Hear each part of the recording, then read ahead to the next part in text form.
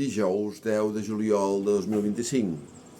Davant la passivitat institucional i d'activistes en salut mental d'Osona, en aquest trist moment, després dels fets de Calldetenes el passat 8 de juliol, em veig amb l'obligació de dedicar aquestes paraules als germans morts. D'una banda l'Angelet i de l'altra en Joan, qui va ser activista número 1 d'Osonament i va donar sempre la cara per la salut mental. Jo dono la cara. Ell va donar la cara. La família Montmany de Calldetenes, després de la mort del pare fa uns mesos, es componia per la mare i 4 fills.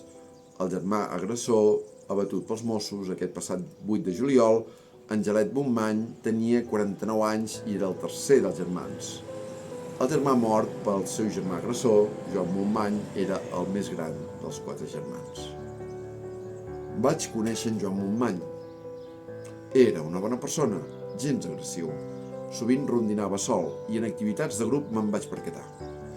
Havia sigut voluntari a la Fundació Doctor Trueta de Vic, posteriorment va ser usuari dels serveis d'Osonament i un activista acèrrim defensor d'Osonament, que estava a totes.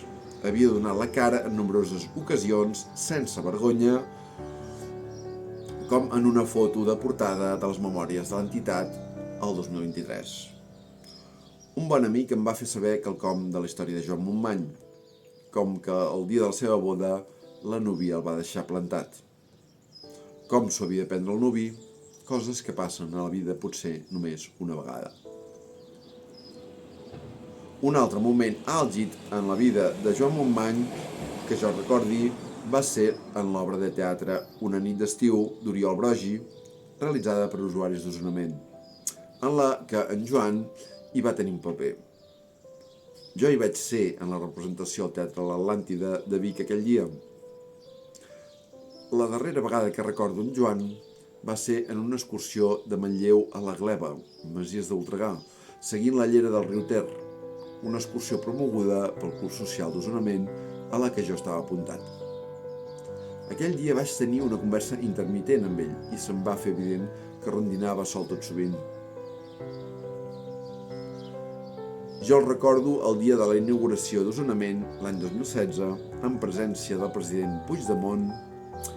En Joan Montmany li va entregar en mà un ram de flors a la Mercè Ginaró, directora d'Osonament. En aquella celebració inaugural, en una sala repleta de professionals, usuaris, periodistes, polítics, etc. He volgut fer 4 pinzellades de l'activista Joan Montmany, mort pel seu germà en un dia negre, com tants altres, arreu, però que m'ha tocat especialment la fibra, en tractar-se d'una persona coneguda per mi, que no tenia gens de maldat i, malgrat tot, ha perdut la vida en una contesa familiar, que d'haver-hi lleis més restrictives sobre la possessió d'armes en relació a les persones que tenim algun trastorn mental o consum de drogues que fa augmentar l'agressivitat, el deliri, etc., aquest desgraciat fet no s'hagués produït mai.